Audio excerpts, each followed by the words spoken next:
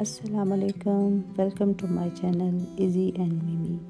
कैसे हैं आप सब लोग? उम्मीद करती हूँ आप सब ठीक ठाक होंगे और अपनी लाइफ में बहुत खुश होंगे।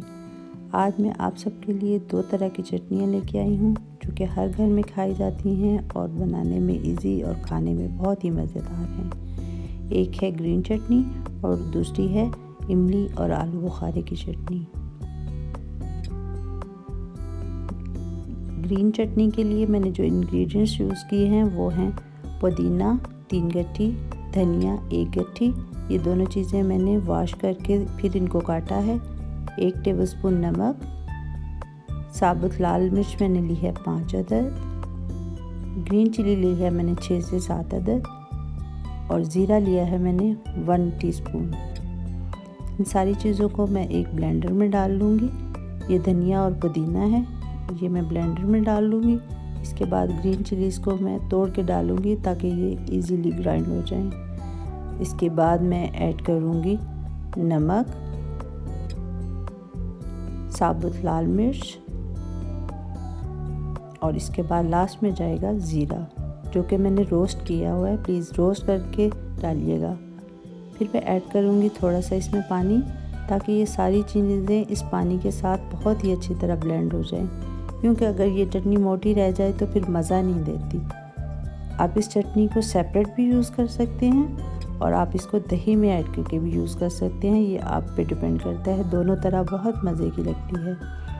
इस चटनी को मैंने दही में भी डाला है और सेपरेट भी रखा है, ये आप देख सकते हैं। और इसको स्टोर करने के लिए मैंने एक आइस क्यूब ट्रे ली है, इसमें मैंने चटनी डाल दी है और इसको फॉइल से कवर करके मैं फ्रीज़र में रखूँगी। ये इमली और आलू बुखारा है। इमली मैंने ली है 200 ग्राम और आलू बुखारा मैंने लिया है 250 ग्राम। इन दोनों को मैंने पानी में भिगो दिया था। अब इनको मैं मसल के इनके सीड और इसके अंदर जो जड़ वगैरह है वो दोनों सब चीज़ें सेपरेट कर लूँगी। सीड्स वगैरह अलग करने के बाद मैं इसको एक ब्लेंडर में डालूँगी। सबसे पहले मैं डालूँगी इमली का पल्प। मैं अपने बाउल को बहुत अच्छी तरह साफ़ कर लूँगी ताकि मेरे बाउल में कोई चीज़ वगैरह कोई पल्प जो है ना वो थोड़ा सा भी न रह जाए, क्योंकि कोई भी चीज़ वेस्ट करना अच्छी बात नहीं होती। इसके बाद मैं डालूँगी आलू बुखारे का पल्प। ये देखिए मैंने लिया आलू बुखारा, ये मैंने इसके अंदर डाल दिया है। इन दोनों पल्प को मैं अब बहुत ही अच्छी तरह ग्राइंड करूँगी। इसको मैंने इतना ग्राइंड किया है कि ये बहुत ही फाइन सा पेस्ट बन जाएगा। ग्राइंड करने के बाद मैं इस पेस्ट को छान लूँगी। इसके पल्प के अंदर बहुत सारी चीज़ें होती हैं, जिस तरह कोई सीड है, कोई और एक्स्ट्रा जड़ रह जाती है जो कि उस वक्त नहीं निकल सकती। ये छान के बाद इसको सेपरेट कर लूँगी और इसके बाद मैं इसमें ये इंग्रेडिएंट्स सारे 1 बाय 1 डाल दूँगी।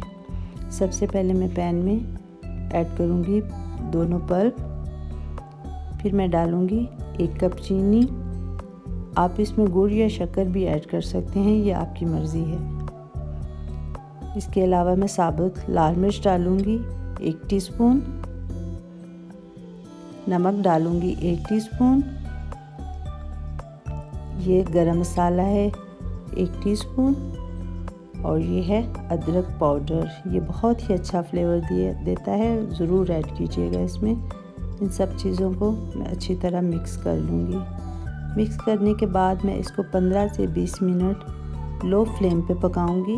लो फ्लेम पे पकाने के बाद ये इस तरह बन जाएगी, लेकिन ये अभी पतली है। मज़ीद इसको मैं 5 से 7 मिनट थोड़ा मीडियम फ्लेम पे पकाऊंगी और ये फिर हमारी रिक्वायर्ड कंसिस्टेंसी बन जाएगी। ये देखें, बहुत मज़े की है, ज़रूर ट्राई कीजिएगा। प्लीज़ मेरे चैनल को सब्सक्राइब करना मत भूलिए। अल्लाह हाफिज़।